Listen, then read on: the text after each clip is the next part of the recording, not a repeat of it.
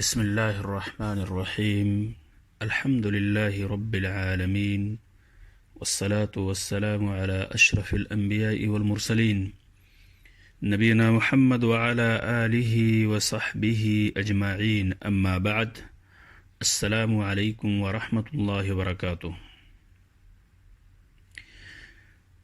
محترم سامعین، اس سے پہلے درس میں ہم نے 40 نوویہ کی 18ویں حدیث عن ابی ذر جندب بن جنادة الغفاری و ابی عبد الرحمن معاذ بن جبل رضی اللہ عنہما عن رسول اللہ صلی اللہ علیہ وسلم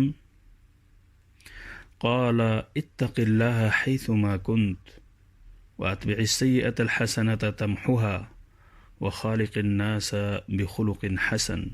رواہ الترمذی وقال حدیث حسن وفی بعض النسخ حسن صحیح. اس حدیث کو ہم نے سماعت فرمایا، ترجمہ اور اس سے چند اہم فوائد و احکام بھی ہم سماعت فرما چکے ہیں. سامعین کرام، آج کے اس درس میں اس حدیث سے مستنبط فوائد و احکام جو باقی رہ گئے ہیں وہ بھی سماعت فرمائیے. محترم سامعین، یہ بات یقینی ہے کہ بندے سے تقوی کے تقاضوں کی تکمیل میں ضرور کوتاہی ہو ہی جاتی ہے. اسی لیے اس ذریعہ کو اس حدیث کے اندر اشارہ کر دیا گیا ہے، اس کا ذکر کر دیا گیا ہے جس سے اس کوتاہی کا ازالہ کیا جا سکے. فرمایا، گناہ کے بعد نیکی کر لو، نیکی اسے مٹا دے گی. وَأَتْبِعِ السَّيِّئَةَ الْحَسَنَةَ تَمْحُوهَا. جب گناہ سرزد ہو جائے تو اس کے بعد نیکی کر لو، کیونکہ یہ نیکی اس گناہ کا کفارہ بن جائے گی.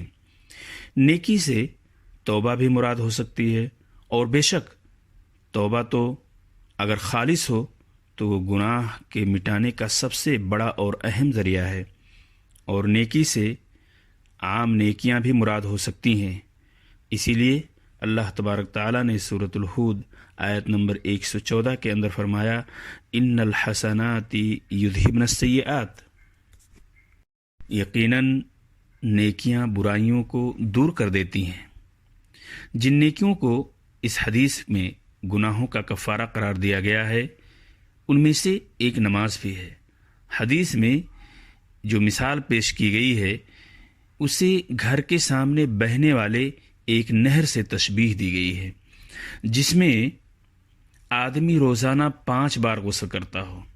گھر کے سامنے ایک نہر بہہ رہی ہو اور کوئی شخص اس میں 5 مرتبہ دن بھر میں غسل کرتا ہو، جس سے اس کے میل کچیل صاف ہو جاتے ہوں. اسی طرح مثال ہے نماز کی.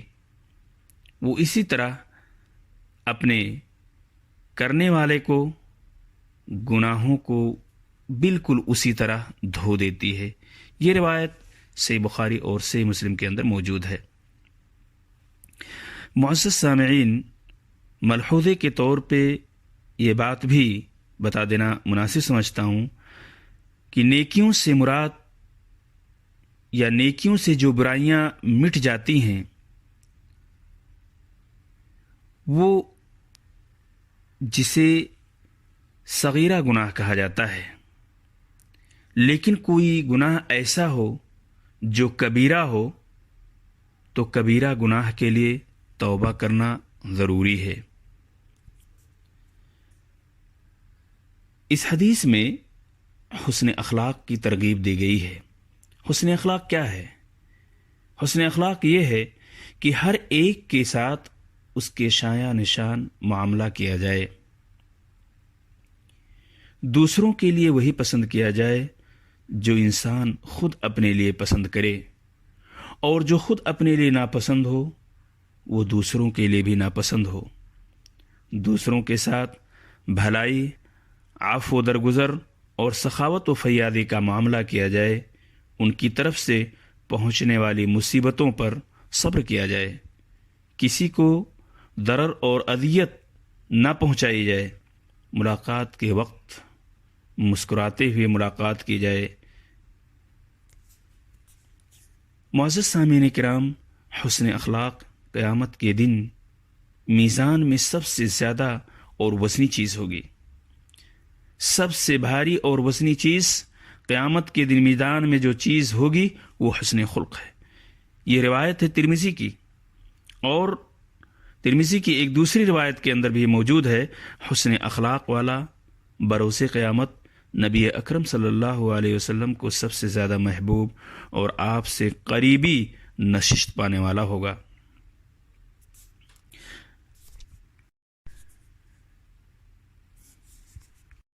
جو شخص سب سے زیادہ حسن اخلاق کا مالک ہے وہ سب سے زیادہ ایمان میں کامل ہے۔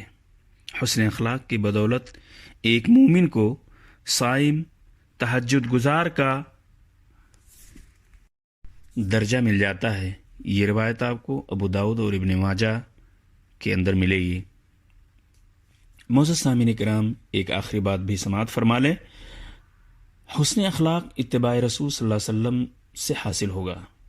آپ صلی اللہ علیہ وسلم کا فرمان ہے، بعثت انما بعثت لاتمم مکارم الاخلاق، کیونکہ اللہ کے رسول صلی اللہ علیہ وسلم اسی لیے بھیجے گئے تھے کہ اخلاق کی اعلیٰ مثال پیش کریں، اور آپ صلی اللہ علیہ وسلم اخلاق کے اعلیٰ مقام پر فائز تھے۔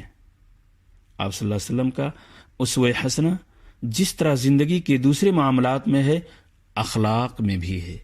سامعین کرام، امید ہے کہ ہم نے اور آپ نے اس حدیث سے استفادہ کیا ہوگا، اور گزارش ہے کہ ہم سب مل کر رسول اکرم صلی اللہ علیہ وسلم کی ان پیاری پیاری حدیثوں پر عمل پیرا ہوں۔ السلام علیکم ورحمۃ اللہ وبرکاتہ۔